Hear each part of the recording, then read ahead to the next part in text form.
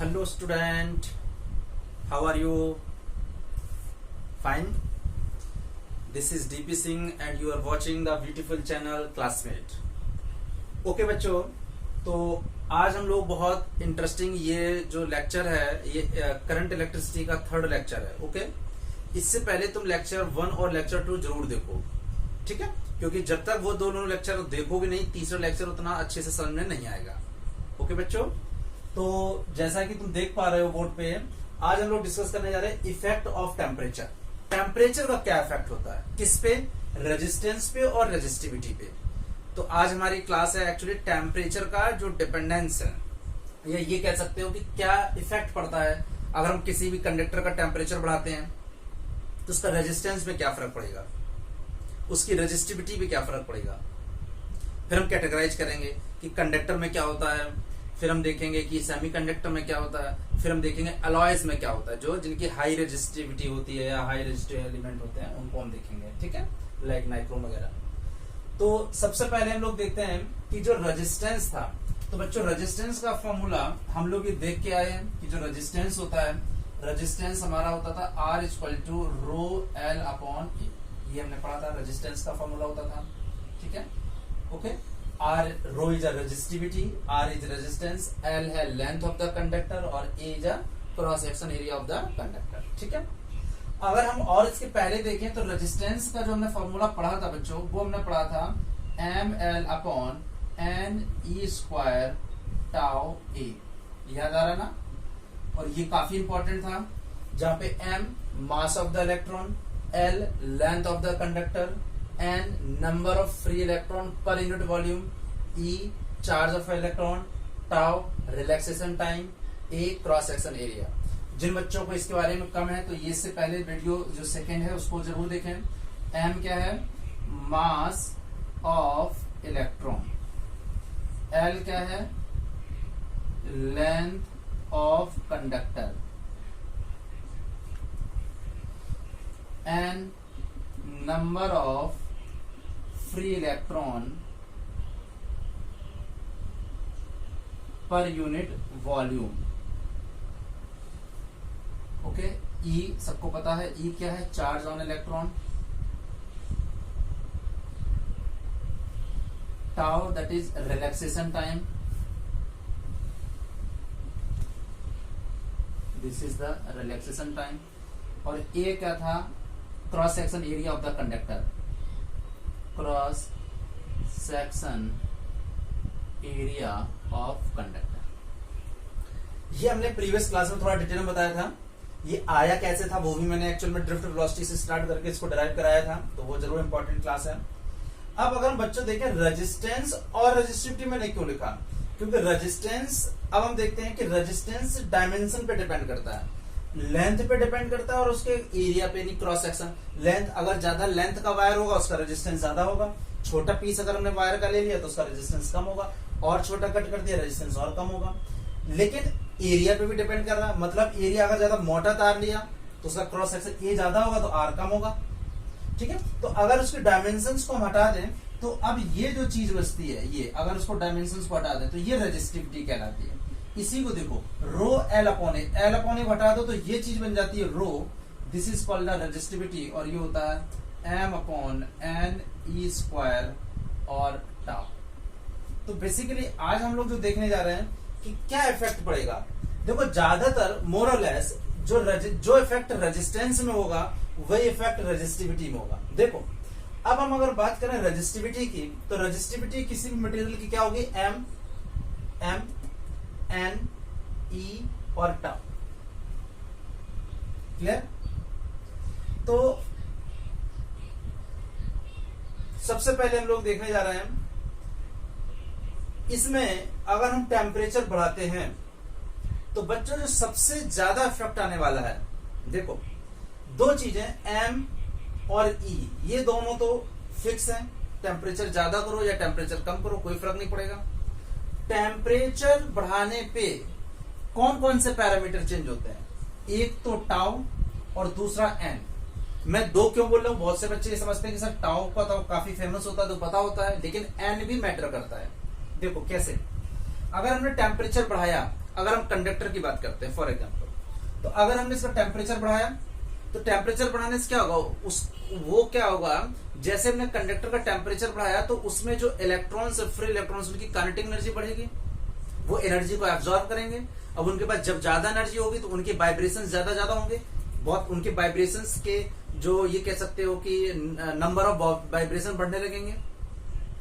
इससे क्या होगा, इससे जो कॉलिजन का रेट है वो इंक्रीज करेगा, यानी जो पहले फॉर एग्जांपल 0.1 सेकंड में कोलाइड कर रहे थे, अब वो क्या होगा 0.001 सेकंड में कोलाइड करने लगेंगे। यानी जब उनकी स्पीड बढ़ जाएगी, काइनेटिक एनर्जी क्या करेगी, उनकी काइनेटिक एनर्जी से उनकी जैसी वाइब्रेशन की स्पीड बढ़ जाएगी, इसका मतलब क्या हुआ, उसका मतलब हुआ कॉलिजन यानी रिलैक्सेशन टाउ डिक्रीज कर जाएगा। तो जब ये करेगा तो ऑब्वियसली इस पे इफेक्ट आएगा।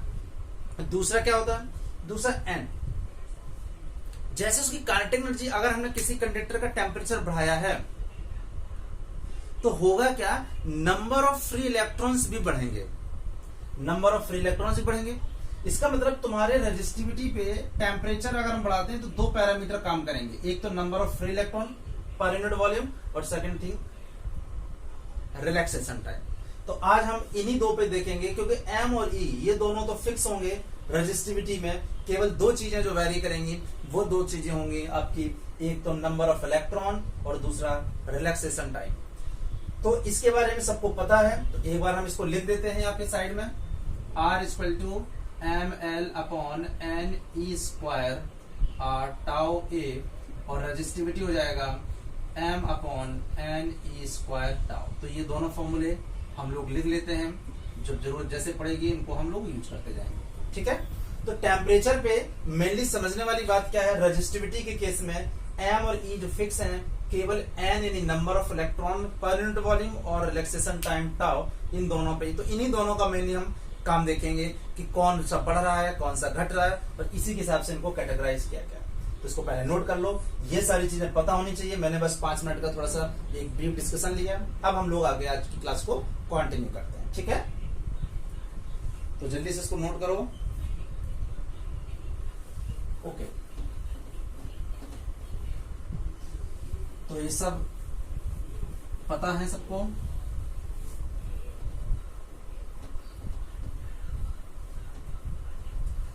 ओके बच्चों। तो आज हम सब लोग पहला देखते हैं कि कंडक्टर पे क्या इफेक्ट पड़ेगा। तो पहला है कंडक्टर, ओके।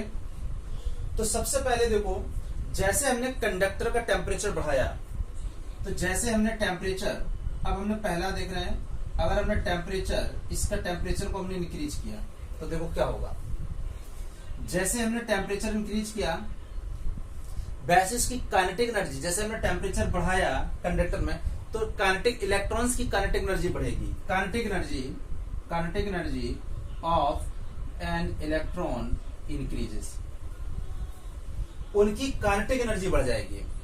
जैसे ही टेम्परेचर बढ़ेगा काइनेटिक एनर्जी बढ़ेगी, उनके वाइब्रेशंस बढ़ेंगे, यानी कॉलिजन का रेट बढ़ जाएगा। ध्यान देना, अब इससे क्या होगा, कॉलिजन, रेट ऑफ कॉलिजन ये कह सकते हो, रेट ऑफ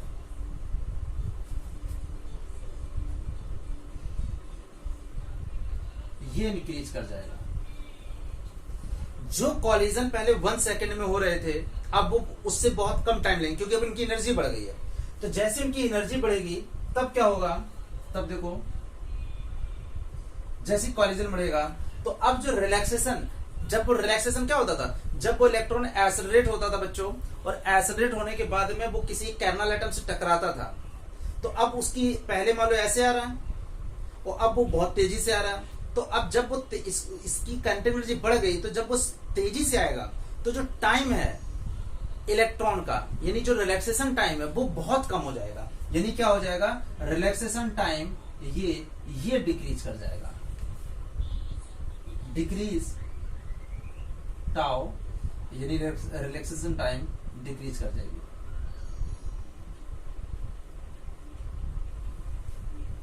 और जब इसमें ये वाला पैरामीटर डिक्रीज कर जाएगा, बच्चों देखना, ये वाला पैरामीटर जब डिक्रीज कर जाएगा, तो जब ये पैरामीटर डिक्रीज कर जाएगा, डिनोमिनेटर जब डिक्रीज करेगा, तो ओवरऑल जो चीज थी ये बढ़ जाएगी, यानी रेजिस्टिविटी बढ़ जाएगी। इसका मतलब बच्चों क्या हुआ, इसका मतलब जो रेजिस्टिविटी है दैट इज इंक्रीजेस। ध्यान दो क्या हो रहा है, ये पूरा तुम्हें समझना पड़ेगा, पूरा फ्लो। जब हमने किसी कंडक्टर का टेम्परेचर इंक्रीज किया तो टेम्परेचर बढ़ाने से उसके जो फ्री इलेक्ट्रॉन्स है, kinetic energy of the electron, यानी free electron, kinetic energy of an electron, या you can say free electron, kinetic energy of free electron, ये kinetic energy of free electron increase करेगा। इससे क्या होगा, कॉलिजन का rate बढ़ जाएगा, यानी जो कॉलिजन पहले थोड़ा स्लो कर रहे थे अब वो बहुत तेजी से करने लगे, rate of the collision is going to increase. उससे क्या होगा, जब वो तेजी से कोलाइड होंगे तो रिलैक्सेशन टाइम डिक्रीज करेगा, इंक्रीज नहीं, वो तेजी से आ रहा है। यहां पे कोई एक कार आ रही है 10 मीटर पर सेकंड से और एक आ रही है 100 मीटर से, तो 100 वाला पहले टकराएगा, टाउ कम हो जाएगा, तो टाउ कम हो गया। इससे क्या हुआ, जब डिनोमिनेटर कम हो गया तो रेजिस्टिविटी ये चीज इंक्रीज कर जाएगी। लेकिन बच्चों इसमें एक चीज और समझने की बात है, अभी मैंने बोला था कि दो पैरामीटर होते हैं, एक एन और एक टाउ। टाउ को तो देख ले, देखो एम और ई तो फिक्स रहता है, मास ऑफ इलेक्ट्रॉन और चार्ज ऑफ इलेक्ट्रॉन ये तो फिक्स है, ये तो कभी चेंज नहीं, मास तो कभी चेंज नहीं होगा, टेम्परेचर कम करें ज्यादा करें। तो अब हम जरा देखते हैं क्या ऐसा तो नहीं एन का क्या इम्पैक्ट होगा, एन तो नंबर ऑफ इलेक्ट्रॉन है, इसमें कुछ पड़ेगा या नहीं पड़ेगा। तो देखो क्या होता है, अब टेम्परेचर बढ़ने से यहाँ पे ई है, अब आते हैं एन पे क्या फर्क पड़ता है। तो देखो एन जैसे हमने टेम्परेचर बढ़ाया बच्चों, तो देखो एन यानी नंबर ऑफ इलेक्ट्रॉन है, तो नंबर अब क्या होगा, जैसे टेम्परेचर बढ़ाते हैं तो उनको जब एनर्जी ज्यादा मिलेगी, तो ऑब्वियसली बात है, मैंने बताया जब एनर्जी ज्यादा उस कंडक्टर को मिलेगी तो क्या होंगे, बहुत सारे फ्री इलेक्ट्रॉन्स, क्योंकि वो क्या होगा, वो जिस बॉन्ड से बड़े हुए हैं उनकी आयनाइजेशन एनर्जी बढ़ेगी, और जिस बॉन्ड से वो बंधे हुए हैं, इलेक्ट्रॉन न्यूक्लियस से किसी बॉन्ड से बंधे हुए होते हैं, तो क्या होगा कि जब उनकी इलेक्ट्रॉन्स को वो एनर्जी मिल रही है तो उससे क्या होगा, जिससे वो आयनाइज्ड है, वो आयनाइजेशन एनर्जी भी बढ़ जाएगी। Got it. इससे क्या होगा, इससे वो इलेक्ट्रॉन्स की जो बॉन्डिंग एनर्जी, ये कह सकते हो, यानी ये कह सकते हो कि जिस एनर्जी से इलेक्ट्रॉन अपने न्यूक्लियस से बंधा हुआ है, अब इलेक्ट्रॉन को जब वो एनर्जी मिल गई तो उसमें क्या होगा, और मोर नंबर ऑफ फ्री इलेक्ट्रॉन्स उस कंडक्टर के अंदर आ जाएंगे। यानी क्या होगा, जैसे ही टेम्परेचर हमने इंक्रीज किया, नंबर ऑफ फ्री इलेक्ट्रॉन्स बढ़ते हैं, नंबर, और वो जो बैलेंस बॉन्ड में बंधे हुए थे और वो टूट टूट के वो फ्री होने लगते हैं। ठीक है, तो इससे क्या होगा, नंबर ऑफ फ्री इलेक्ट्रॉन वो इंक्रीज करते हैं। लेकिन बच्चों एक चीज समझने की बात है, नंबर ऑफ फ्री, क्योंकि कंडक्टर में वैसे ही नंबर बहुत ज्यादा होते हैं। अगर मैं कहूं मैं कंडक्टर का केस डिस्कस कर रहा हूं, और कंडक्टर के केस में जो नंबर ऑफ इलेक्ट्रॉन्स होते हैं, जो फ्री इलेक्ट्रॉन्स, वो बहुत ज्यादा होते हैं। नॉर्मल टेम्परेचर पे इनकी जो नंबर ऑफ होते हैं 10 की पावर 20 नंबर ऑफ इलेक्ट्रॉन पर मीटर क्यूब, यानी 1 मीटर क्यूब में, मीटर क्यूब मतलब 1 मीटर की लेंथ लें, 1 की ब्रेथ लें, 1 की हाइट लें, 1 मीटर क्यूब में जो कंडक्टर के अंदर फ्री इलेक्ट्रॉन होते हैं वो 10 की पावर 29 होते हैं। ये नंबर बहुत बड़ा है, समझ लो कि 29 जीरो लगाओ, ये इतना बड़ा नंबर है कि 29 अगर हम इसमें जीरो लगाते हैं तो ये 29 जीरो लगाने के बाद में भी ये संख्या बहुत ज्यादा है। और अगर हमने इसकी टेम्परेचर बढ़ाई, मतलब एनर्जी बढ़ाई, कुछ नंबर ऑफ फ्री इलेक्ट्रॉन और जनरेट हुए, तो इतनी ज्यादा संख्या है कि इसका कोई फर्क नहीं पड़ता है, इसका कोई ज्यादा इंपैक्ट नहीं पड़ेगा। तो मतलब क्या हुआ कि अगर 10 की पावर 29 में मान लो अगर 50,000 इलेक्ट्रॉन्स बन भी गए, ज्यादा टूट भी गए, तो क्या हुआ, मान लो बैलेंस बैंड के जो इलेक्ट्रॉन थे वो टूट के फिर फ्री इलेक्ट्रॉन बन गए। उससे क्या होगा, उससे ये संख्या इतनी ज्यादा है कि कोई ज्यादा इंपैक्ट नहीं पड़ता एन पे, थोड़ा बहुत बढ़ेगा, लेकिन 10 की पावर ऑलरेडी फ्री इलेक्ट्रॉन इतने ज्यादा होते हैं कि इस पे कोई खास फर्क नहीं पड़ेगा। इसका मतलब क्या हुआ, इसका मतलब हुआ क्योंकि अगर एन ज्यादा हो जाता, अगर ये एन ज्यादा होगा, नो डाउट एन ज्यादा होगा, number of free electron increase करेंगे तो ये एन ज्यादा हो जाएगा, और एन ज्यादा होगा तो नो डाउट रेजिस्टिविटी कम होनी चाहिए। यहां देखो मैंने कहा रेजिस्टिविटी ज्यादा हो रही है, अब यहाँ रेजिस्टिविटी कम हो रही है, तो अब मुझे बताओ एक पैरामीटर कम हो रहा है और एक पैरामीटर ज्यादा हो रहा है। जो पैरामीटर कम हो रहा है उसके हिसाब से रेजिस्टिविटी बढ़ रही है, लेकिन एक पैरामीटर ज्यादा हो रहा है, नंबर ऑफ फ्री इलेक्ट्रॉन और संख्या में बढ़ेगा, तो जब ये एन ज्यादा हो रहा है तो रो कम होगा।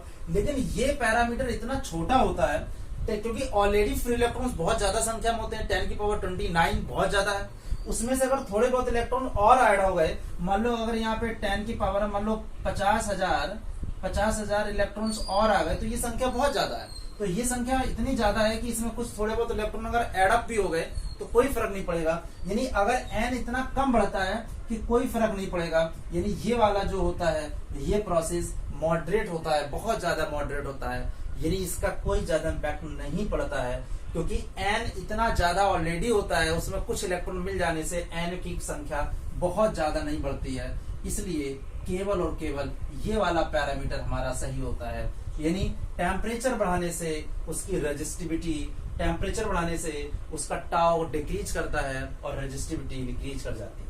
तो ये ज्यादा ये वाला इम्पैक्ट होता है, समझने के लिए मैंने बताया है। नहीं बहुत से बच्चे कैसे देते सर ये बताइए, टाउ ये भी तो पैरामीटर है, हम एनर्जी बढ़ाएंगे तो नंबर ऑफ फ्री इलेक्ट्रॉन भी तो कुछ ज्यादा होंगे, वो बैलेंस बॉन्ड से टूट टूट के फ्री होते जाएंगे, लेकिन वो उतने ज्यादा नहीं होते हैं।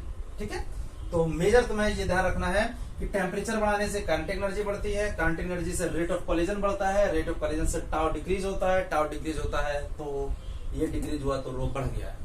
ठीक है, तो पहला चीज बच्चों क्या समझ में आया?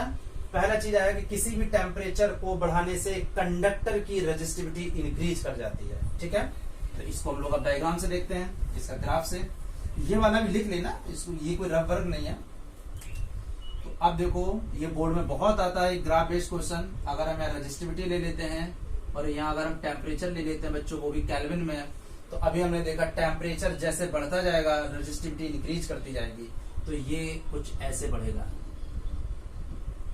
फिर थोड़ा स्ट्रेट ब्लैक जैसा हो जाता है, बढ़ती जा रही है। देखो टेम्परेचर बढ़ रहा है, कुछ यहाँ थोड़ा स्ट्रेट जैसा हो जाता है, ज्यादा टेम्परेचर के बाद में एक सैचुरेशन जैसा आ जाता है। ठीक है, तो ये हमारा हो गया रेजिस्टिविटी वर्सेस टेम्परेचर। ये कंडक्टर के केस में, कंडक्टर मतलब यू कैन से मेटल।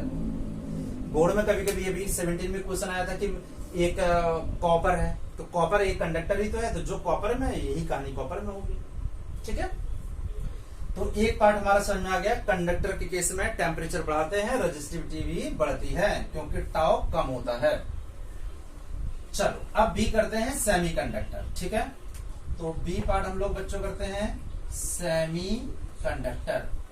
ठीक है, तो देखो सेमी कंडक्टर की कहानी क्या है।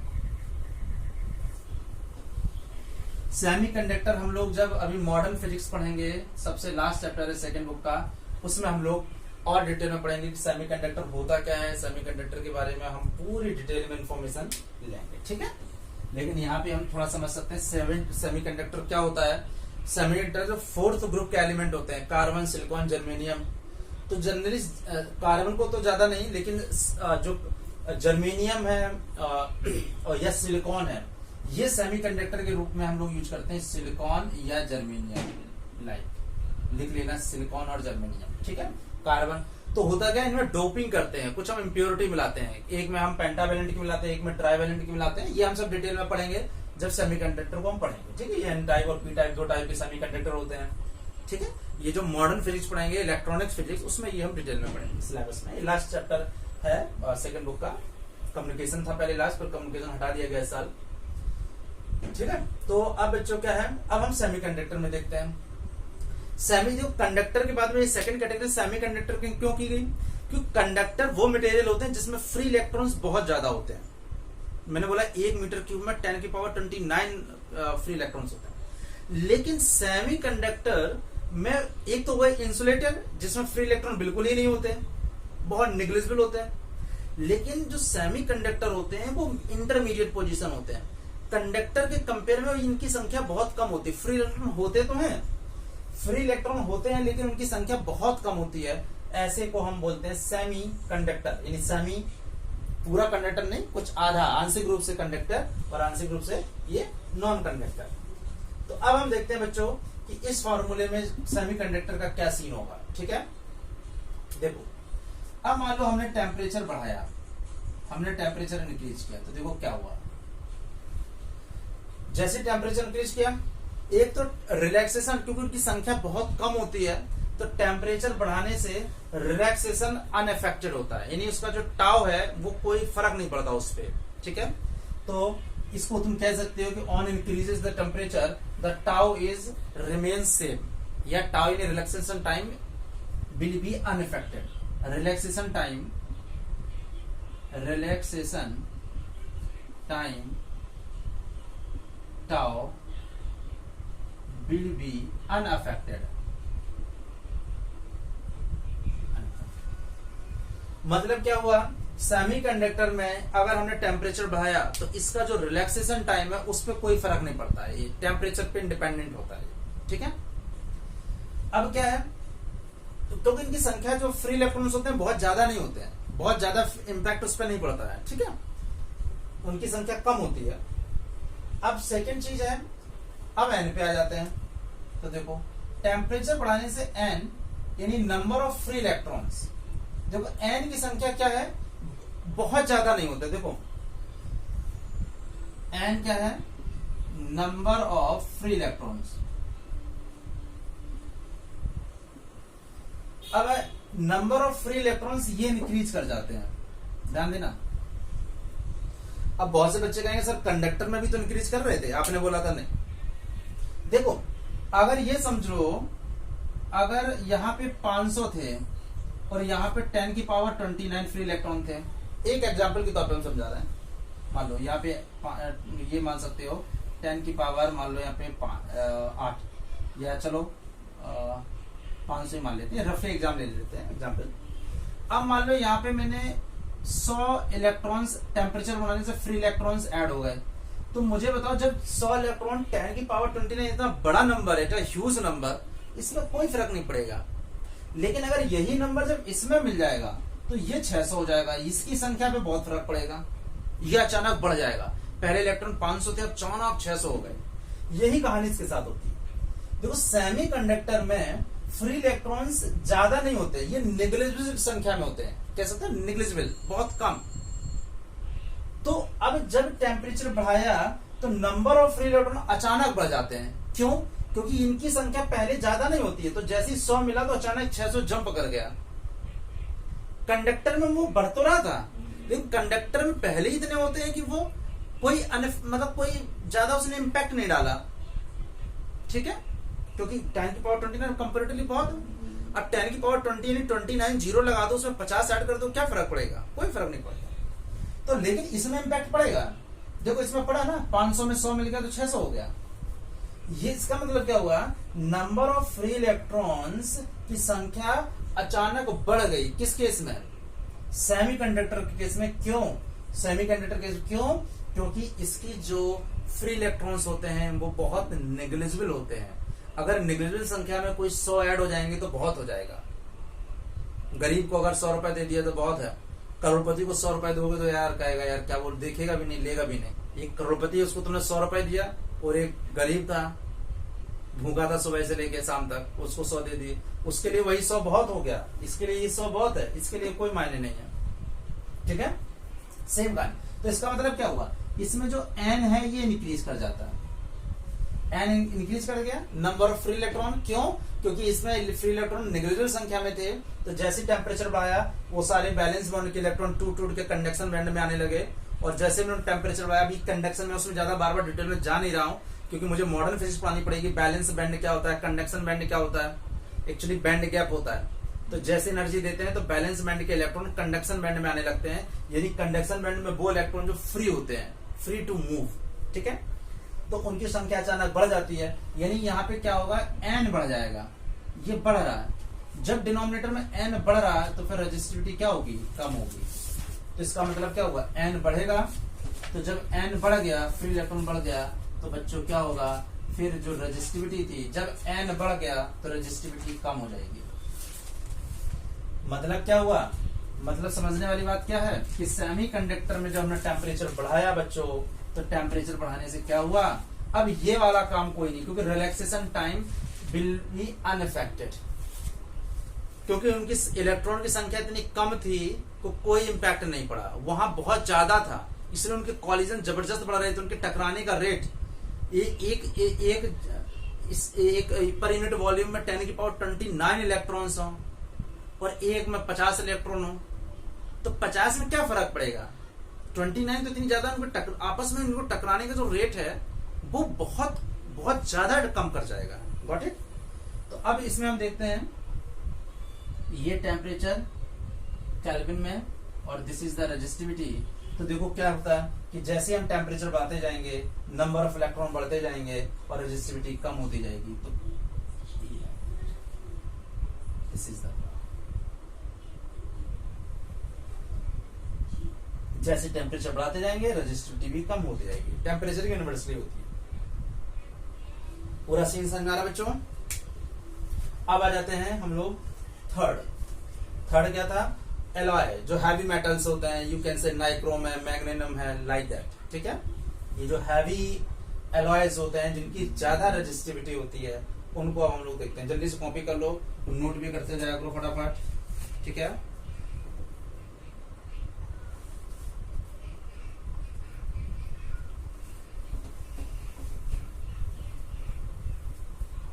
ये बहुत बोर्ड में पूछा जाता है। ओके, तो ये वाला हो गया। अब बात करते हैं थर्ड केस, ठीक है। थर्ड हमारा सी था एलॉय। ये हो जाता है जैसे नाइक्रोम है, मैग्नीशियम,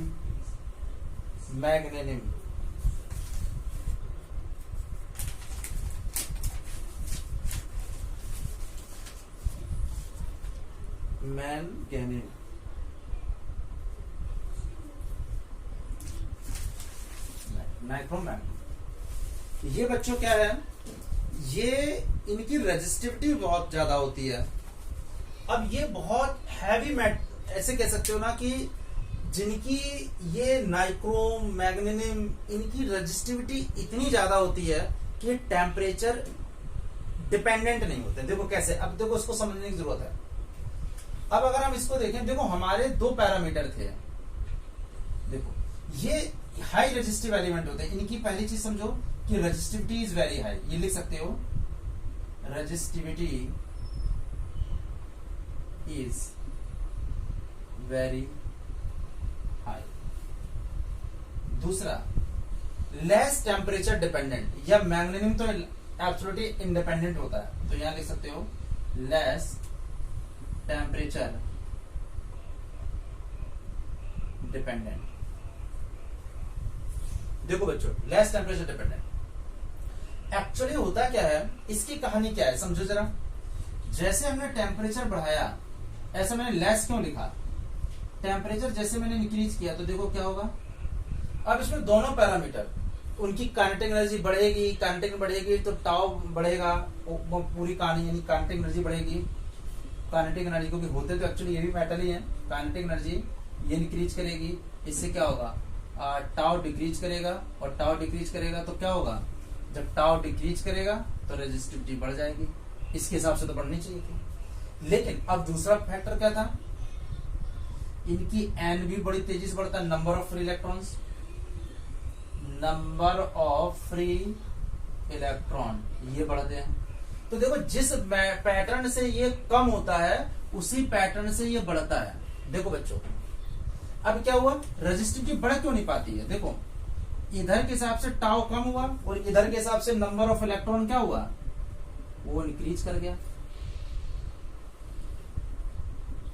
तो देखो इस पैरामीटर में क्या हुआ है कि टाउ कम हुआ लेकिन साथ ही साथ नंबर ऑफ इलेक्ट्रॉन बढ़ गए। तो ये लगभग सेम रेट पे होता है, जितने रेट पे इसकी टाउ डिक्रीज करती है उसी पैटर्न पे लगभग एन इंक्रीज करता है। यानी एक ऐसे होता है कि ये 1/2 हुआ तो ये 2 हुआ, इम्पैक्ट कैंसिल हो गया, तो क्या होता है, ये लगभग एन और टाउ का जो प्रोडक्ट है ये लगभग कांस्टेंट पहले जैसे ही रहता है। इसका मतलब क्या हुआ कि दोनों आपस में एक दूसरे को काउंटर कर देते हैं। ये मैं एलॉय के लिए कह रहा हूं, एलॉय मतलब हैवी मेटल्स, एलॉय जिनकी रेजिस्टिविटी बहुत ज्यादा होती है। तो दोनों एक दूसरे को, ये कम होता है एन ज्यादा होते हैं, दोनों एक दूसरे को कैंसिल कर देते हैं। इसका मतलब यानी इसका मतलब क्या हुआ, रेजिस्टिविटी इज अनअफेक्टेड। तो अब इसका अगर मुझे ग्राफ बनाना हो तो देखो कैसे बनेगा। ये टेम्परेचर है, that is in kelvin, this is resistivity, तो ये लाइक दैट। ये वेरी लेस टेम्परेचर डिपेंडेंट, इनकी रेजिस्टिविटी पे कोई फर्क नहीं पड़ता है।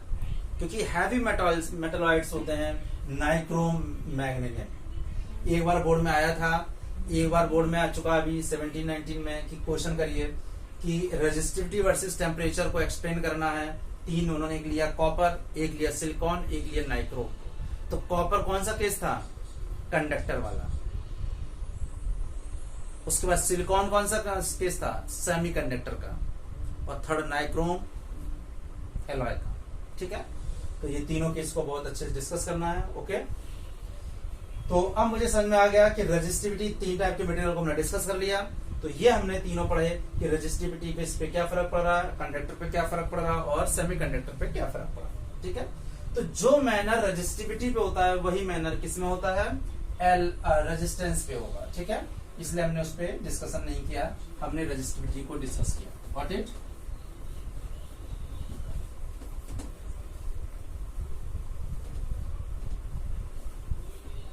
चल, तो ये हमने रेजिस्टिविटी बेटा पढ़ी। अब हम देखते हैं, मान लो कोई कंडक्टर है।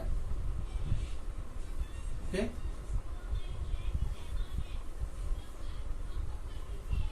अब हम क्या करने जा रहे हैं? अब हम करने जा रहे हैं कि टेम्परेचर, मान लो स्टार्टिंग का टेम्परेचर T था,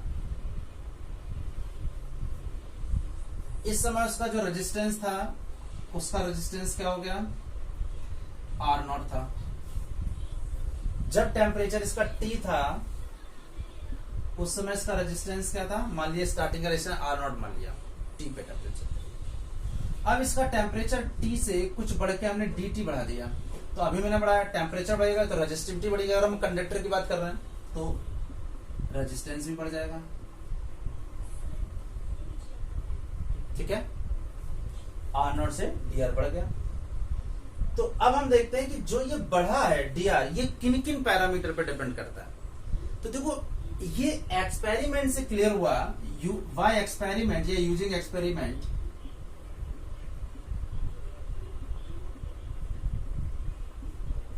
वाई एक्सपेरिमेंट, देखो एक्सपेरिमेंट से क्या हुआ कि जो dr है ये प्रोपोर्शनल होता है dt के। मतलब जितना टेम्परेचर ज्यादा करते जाएंगे, चेंज इन टेम्परेचर करेंगे, उतना ही रेजिस्टेंस में चेंज होगा। यानी change in resistance is proportional to the change in temperature. dt मतलब differential change in temperature, differential change in resistance. ये तो पहला पैरामीटर हो गया।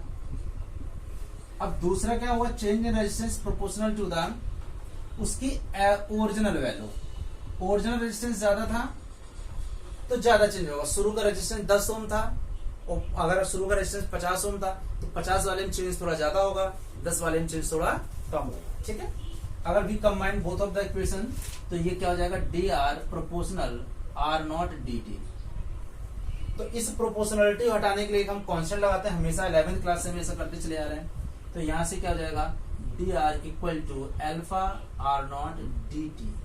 तो ये जो अल्फा है, इसी को हम बोलते हैं प्रोपोर्शनलिटी कांस्टेंट। और यहां हम बोलेंगे थर्मल को, इसको चूंकि हम ये कह सकते हैं थर्मल कोफिशिएंट कह सकते हैं। ओके, तो यहाँ पे हम कोई भी यहाँ पे है तो this alpha is a proportionality constant which is called the,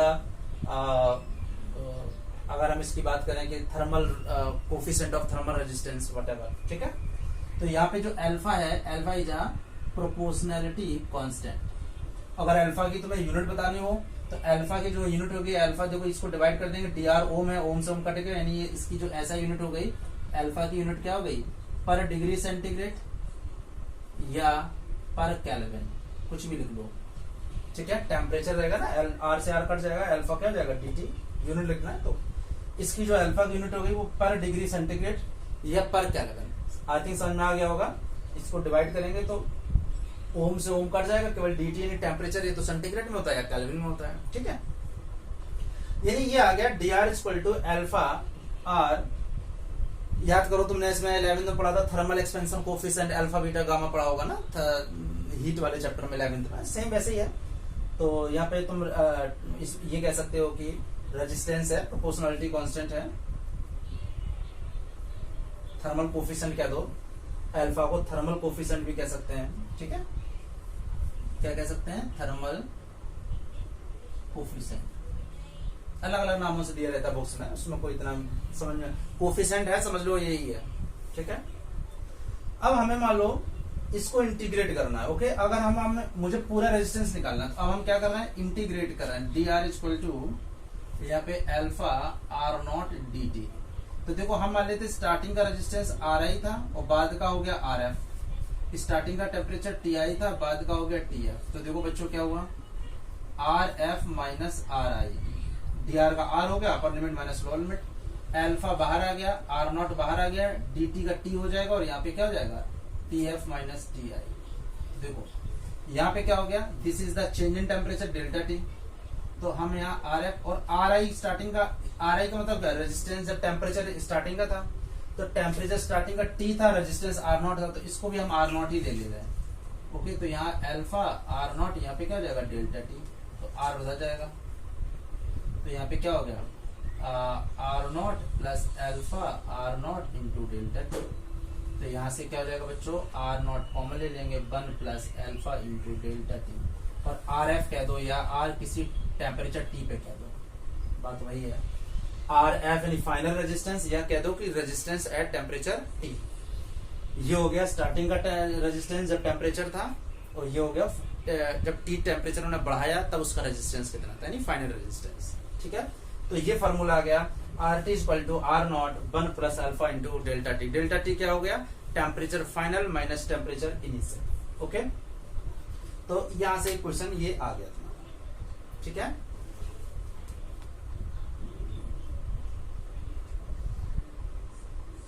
note कर लो जल्दी से, सिंपल था।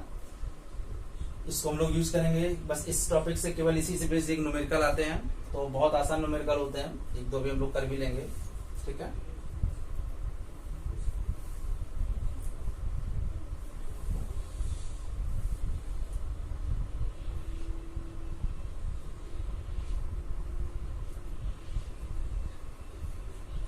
ओके, तो नोट भी कर लो, इसको नोट कर देना।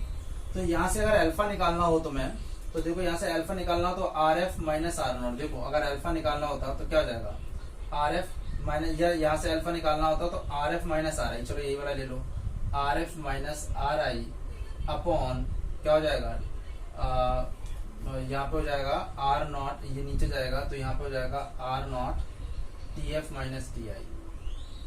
ओके, यानी स्टार्टिंग का टेम्परेचर यानी R T equal to R naught, या जनरली लोग ये वाला ले लो, तो यहाँ पे क्या हो जाएगा, आर आई अगर आर नॉट के बराबर हो जाएगा, और यहाँ पे ये हो जाएगा आर टी, तो ये हो जाएगा R T minus R naught, और इसको क्या लिख देंगे, चेंज इन टेम्परेचर, ये जाएगा चेंज इन टेम्परेचर, कुछ भी लिख लो, समझ में आ गया होगा। देखो R F minus R naught, और ये आर नॉट डेल्टा टी नीचे चला जाएगा, तो ये मल्टीप्लाई हो गया, ये आ गया। और अगर मुझे निकालना है आर टी, तो यहाँ पे क्या हो जाएगा, R naught 1 plus alpha into delta T, कुछ भी लिख लो। ये फॉर्मूला मिलता जुलता लग रहा है ना, जैसे कंडक्टर में जब टेम्परेचर बढ़ाते थे उसके लेंथ का फॉर्मूला होता था L F equal to L naught 1 plus alpha into delta T. Area में होता था बीटा और वॉल्यूम में होता था गामा। 11th क्लास की मैं बात कर रहा हूँ, सिमिलर वैसे इसमें भी है। ठीक है, तो ये बहुत ये एक्सपेरिमेंटल है, वाई एक्सपेरिमेंट, ये क्यों मत कहना। वो ये एक्सपेरिमेंट से देखा गया था कि उसका जो चेंज इन रेजिस्टेंस है वो चेंज इन टेम्परेचर के प्रोपोर्शनल होता है, और चेंज इन रेजिस्टेंस उसके इनिशियल रेजिस्टेंस के प्रोपोर्शनल होता है। ये दोनों ऑब्जर्वेशन बाय द एक्सपेरिमेंटल हैं, और एक्सपेरिमेंटल में हम कभी भी क्यों नहीं बोलते थे, जैसे हमने कूलॉम्स लॉ में भी नहीं बोला था F is proportional to Q1 Q2। ठीक है, वो एक्सपेरिमेंटल था, सिमिलर ही है। तो इसी से बेस्ड एक न्यूमेरिकल कर लेते हैं, जल्दी से नोट कर लो इसको।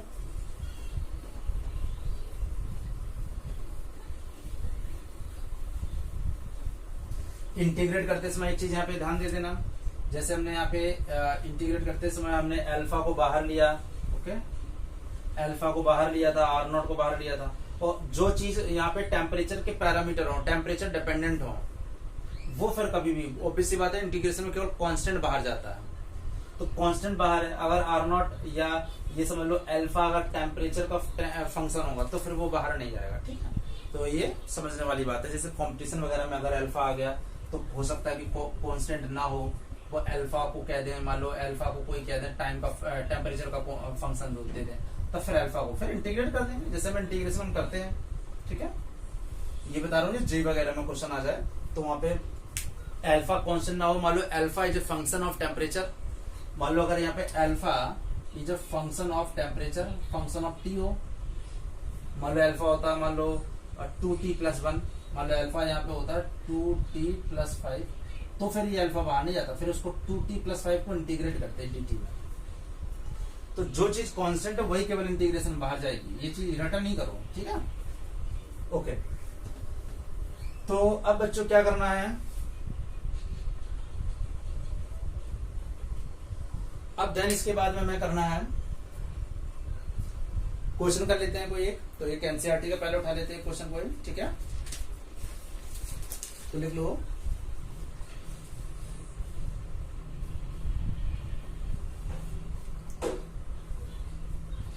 एनसीईआरटी क्वेश्चन है, at the room temperature, at the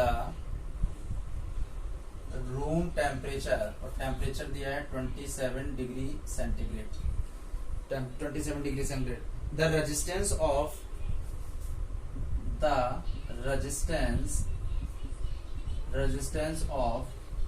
heating element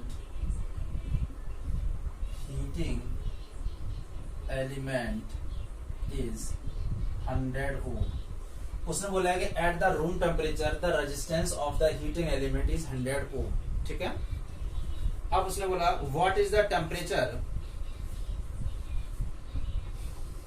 what is the temperature when resistance will become 127 ohm, ठीक है।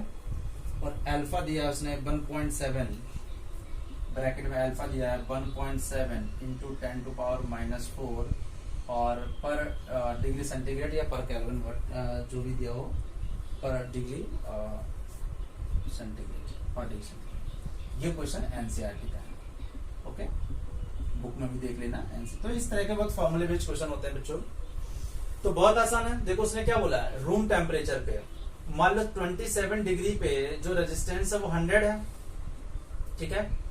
यानी ये कह सकते हो कि यानी T1 टेम्परेचर पे 100 है, मुझे ये बताना है कि ये जो R2 है, ओके, R2 है वो किस टेम्परेचर पे होगा। तो बहुत आसान है, देखो हमने अभी बताया था, अगर मुझे निकालना होता, यहाँ पे देखो जब हमने इंटीग्रेट किया था, देखो यहाँ पे इंटीग्रेट किया था, तो ये चीज ध्यान दो,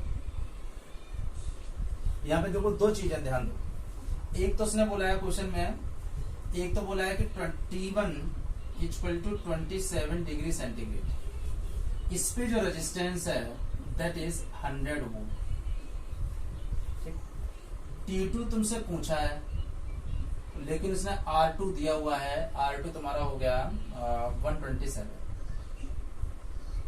तो देखो या तो सीधे सीधे फॉर्मूले में रख दो, यहाँ पे अगर फॉर्मूले सीधा रखना हो तो मैं अल्फा दिया हुआ है उसने क्वेश्चन में, ये T1 दिया, R1 R2 T2, देखो R1 R2 दिया हुआ है, गॉट इट, R1 R2 दिया हुआ है, टेम्परेचर दिया हुआ है, सब कुछ गिवन है, केवल समझो R2 केवल उसे निकालना क्या है,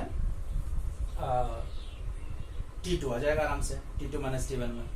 तो या तो सीधा सीधा फॉर्मूला लगा लो बच्चों, ये जैसे ये वाला हम फॉर्मूला लगा सकते हैं, अल्फा = देखो एक बार हम फॉर्मूले कर दे रहे हैं, इस वाले फॉर्मूले को यहाँ से उठा दो, देखो यहाँ से क्या हो जाएगा, यहाँ से T2 - T1, देखो T2 - T1 = क्या हो जाएगा, ये निकालना है, तो ये पूरी चीज नीचे चली जाएगी, तो देखो क्या हो जाएगा, RF - RI upon alpha into R0, ठीक है।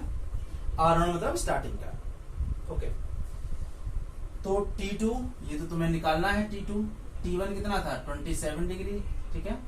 R2 कितना था 127, R1 कितना था 100, अल्फा कितना था 1.7 इंटू 10⁻⁴ मल्टीप्लाई, और R0 मतलब स्टार्टिंग का कितना था 100, तो ये देखो हो गया। तो यहाँ पे क्या हो गया, देखो T2 - 27 डिग्री, ये बराबर हो गया 127 में 100 का, तो 27 हो गया, अपॉन यहाँ पे देखो 10⁻² है, यहाँ -4 है, तो यहाँ पे हो जाएगा 1.7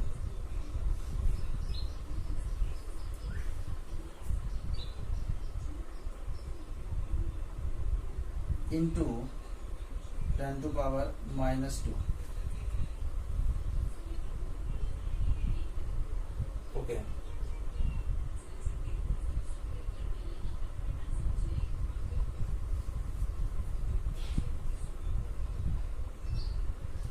अच्छा यहाँ पे बेटा 117 है, थोड़ा न्यूमेरिकल में दिक्कत आएगी, थोड़ा आसानी से हो जाएगा। 117 दिया हुआ है, 170 मैंने थोड़ा सा, तो यहाँ माइनस करोगे 117 में, तो यहाँ 17 आ जाएगा। ठीक है, तो डेसिमल हटाया, एक जीरो बढ़ जाएगी, तो यहाँ से क्या जाएगा, 10 आ जाएगा। 10/10⁻², तो 2 ऊपर जाएगा, तो यहाँ पे क्या जाएगा, 1000 हो जाएगा। यह हो जाएगा T2 - 27, तो T2 क्या हो जाएगा, 1000 + 27 क्या जाएगा, 1027। ये T2 आ गया, T2 आ गया 1027 डिग्री सेंटीग्रेड। बहुत आसान था।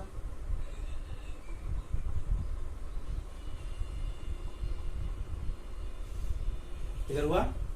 जिनको नहीं आ रहा मेरे ख्याल समझ में आ गया। कहीं अगर ये भी लेते तो कोई दिक्कत नहीं था, यही फॉर्मूला, बस डेल्टा टी ये डेल्टा टी निकाल लो, और डेल्टा टी क्या होता है, TF - T2, उसमें से वो आ जाता। लास्ट वाला भी यूज कर सकते, ये कोई जरूरी नहीं कि तुम ये इससे भी निकाल सकते। देखो कैसे, मैं बता दे रहा हूँ अभी। क्वेश्चन नोट कर लिया सब लोगों ने? देखो मैं बता देता हूँ उसको। हमारे पास फॉर्मूला क्या था, RT = R0 1 + alpha into delta T. Delta T निकाल लो। RT कितना था, 117, R0 कितना था, 100, 1 + अल्फा, आई थिंक मुझे पता था अल्फा कितना था, 1.7 into 10⁻⁻4, right, into delta T. ये नीचे कर दो, 117, कई तरीके हैं इसके करने के। ठीक है, नीचे आ गया, और माइनस 1 कर दो, 1.7 इंटू 10⁻⁻4 इंटू डेल्टा टी। मैंने माइनस करते थे, यहाँ पे आ जाएगा 17/100, 1.7 इंटू 10⁻⁻4 इंटू डेल्टा टी। यहाँ से डेल्टा टी निकाल लो, और डेल्टा टी क्या होता है, डेल्टा टी को बाद में रिप्लेस कर देना क्या, TF - TI से। TI तुम्हें पता था 27, TF निकाल लेना, ये जो आ जाएगा तो यहाँ पे ऐड कर देना, तो TF नहीं जाएगा। तो किसी तरीके से कर सकते हैं, ये फॉर्मूला लगाना है और आंसर आ जाएगा। Got it? तो ये क्वेश्चन जो होते हैं, ये तो मैंने एनसीईआरटी के लिए, ऐसे सारे क्वेश्चन बड़े आसान होते हैं। ये RT = R0 1 + alpha into delta T. ऐसे ही क्वेश्चन रजिस्टिविटी पे भी सेम काम करता है। देखो जैसे रेजिस्टेंस पे किया है, वैसे रजिस्टिविटी पे करता है। देखो कैसे,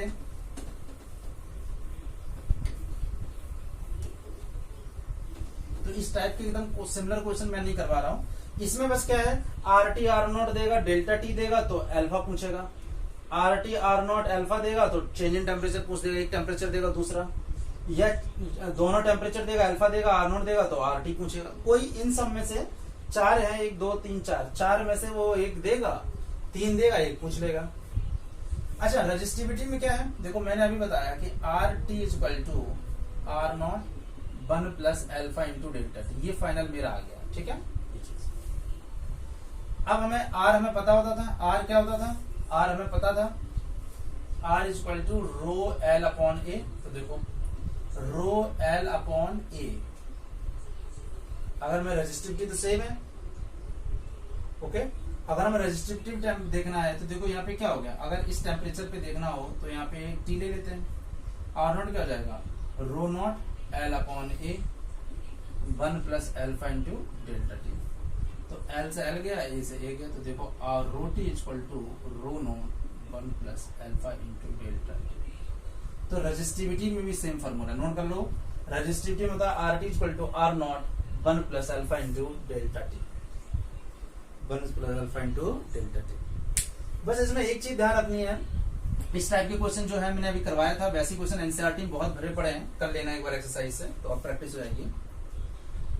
अब जो अल्फा होता है, अल्फा देखो, अगर मैं बात करूं अल्फा, ये जो थर्मल कोफिशिएंट है, तो ये कंडक्टर के लिए पॉजिटिव होता है। देखो क्यों, कि जब पॉजिटिव होगा तभी तो T टेम्परेचर पे जो रेजिस्टिविटी वो ज्यादा होगी, और वही सेमीकंडक्टर में अल्फा क्या हो जाएगा, नेगेटिव।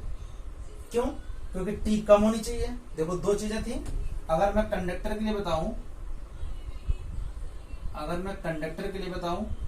फिर तो कंडक्टर के लिए क्या हो रहा था, अल्फा की वैल्यू पॉजिटिव थी।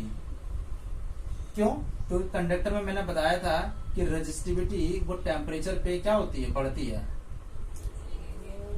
पॉजिटिव होगी तभी तो ये चीज रो नोट से रो टी जो है वो ज्यादा होगी जब ये पॉजिटिव होगी, और अगर ये नेगेटिव हो गई तो ये वाली चीज आर टी कम हो जाएगी। तो सेम काम क्या होता है सेमी कंडक्टर में जो अल्फा होता है वो नेगेटिव आ सकता है ऑब्जेक्टिव क्वेश्चन में, कि जो थर्मल रेजिस्टेंस का जो कोफिशिएंट ऑफ थर्मल रेजिस्टेंस जो अल्फा होता है ये कंडक्टर के लिए पॉजिटिव होता है, सेमी कंडक्टर के लिए क्या होता है नेगेटिव। तो सेमी कंडक्टर के लिए नेगेटिव क्योंकि इसकी रेजिस्टिविटी कम होती है, नेगेटिव होगा तभी ये वाली वैल्यू कम आएगी।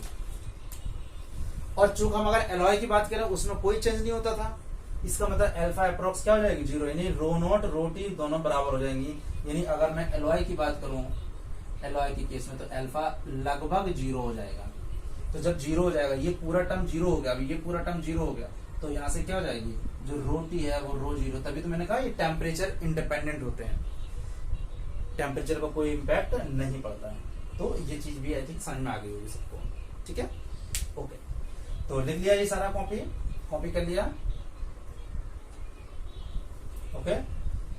तो अल्फा कंडक्टर के लिए पॉजिटिव, सेमीकंडक्टर के लिए नेगेटिव और एलॉय के लिए अप्रॉक्स 0 हो जाता है, ठीक है। यह बहुत छोटा होगा तो लेस इंडिपेंडेंट का मतलब होता है अगर 0.00001 हुआ अल्फा की वैल्यू तो बहुत ज्यादा इंपैक्ट अल्फा टी की में नहीं आएगा। जो अल्फा नॉट है सॉरी जो रो नॉट है वही रो टी होगा, कोई ज्यादा चेंज नहीं होगा ओके।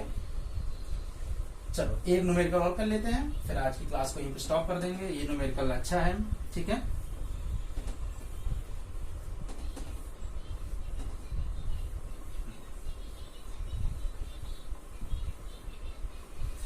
मान लेते हैं कोई एक कंडक्टर है, ठीक है, एक कोई कंडक्टर है,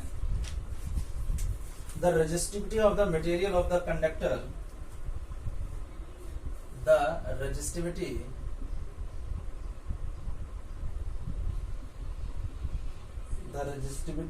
of conductor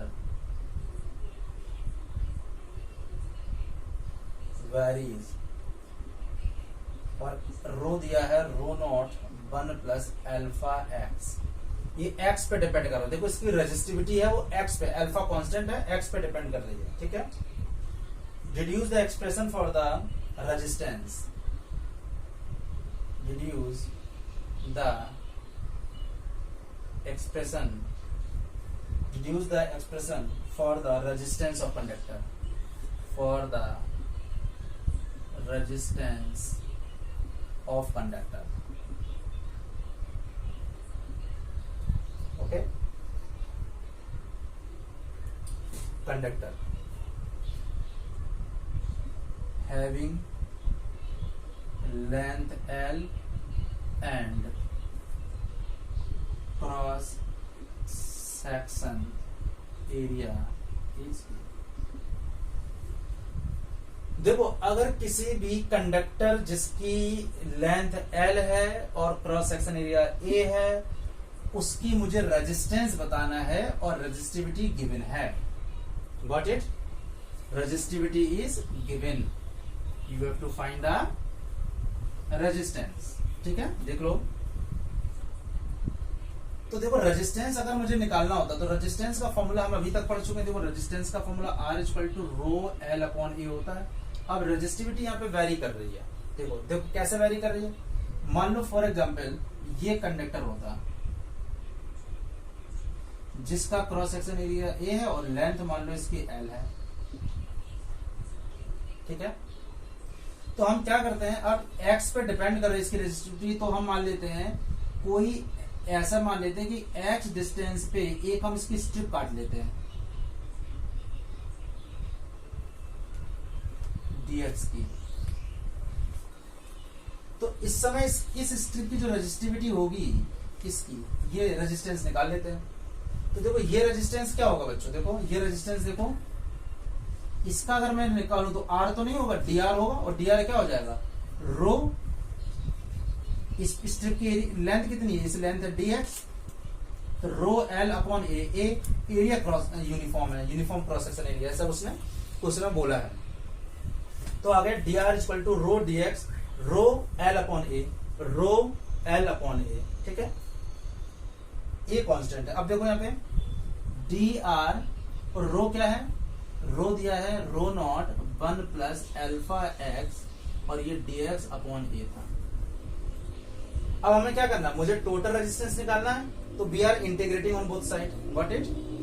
तो मुझे टोटल निकालना है, तो हम क्या करने जा रहे हैं, हमने इसको इंटीग्रेट कर दिया, स्टार्टिंग से लेके फाइनल तक हमने इसको इंटीग्रेट कर दिया, ओके। और यहाँ पे इंटीग्रेट किया तो ये हो गया rho not 1 plus alpha x dx upon a. Starting में लेंथ 0 थी, बाद में लेंथ क्या हो गई, l हो गई, ठीक। यहां से लेके यहां तक हमें l तक इंटीग्रेट करना है, तो हमने लेंथ को ले लिया, तो यहां तो रेजिस्टेंस हो जाएगी r, रो नॉट बाहर आ जाएगा इंटीग्रेशन के, रो नॉट और a दोनों बाहर हो गए, नीचे a। अब देखो क्या होगा, 1 dx का हो जाएगा x और अल्फा x का क्या हो जाएगा, अल्फा एक्स स्क्वायर अपॉन 2, और यहाँ 0 और यहाँ हो जाएगा l। अब जिनको नहीं आ रहा उन लोगों को इंटीग्रेशन पे थोड़ा ध्यान दो। अपर लिमिट रखा है l plus alpha l square upon 2, और लोअर रखेंगे तो दोनों 0 हो जाएगा, तो this is your resistance. Answer आ गया। जिनको दिक्कत आ रही है मैं बता दूं फिर से, dr को इंटीग्रेट किया तो टोटल रेजिस्टेंस हो गया, रो नॉट इंटीग्रेशन के बाहर आ गया और एक a बाहर आ गया। अब बचा क्या, मैं थोड़ा बता दे रहा हूं, और बचा क्या, इंटीग्रेट 1 प्लस अल्फा एक्स, इसी का तो इंटीग्रेशन बचा है, तो देखो इसका हुआ 1 dx plus alpha x dx, तो देखो 1 dx का x हो गया, अल्फा बाहर और x का क्या होता है, एक पावर बढ़ जाती है, तो x plus alpha x square by 2, x plus alpha x square by 2, this is l plus alpha l square upon 2। तो ये तुम्हारा उसका नेट रेजिस्टेंस था, ठीक है। तो इसमें ज्यादा न्यूमेरिकल डिफिकल्ट लेवल के नहीं बनते हैं, जो फार्मूला बेस्ड बनता है, इसलिए इसको मैंने करा दिया, इसको नोट कर लो जल्दी से, ठीक है।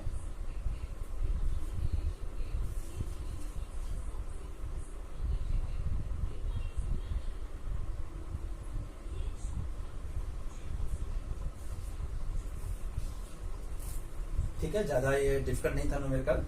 तो बच्चों आज की ये इंपॉर्टेंट क्लास थी, इसको आज हम स्टॉप करते हैं, ठीक है।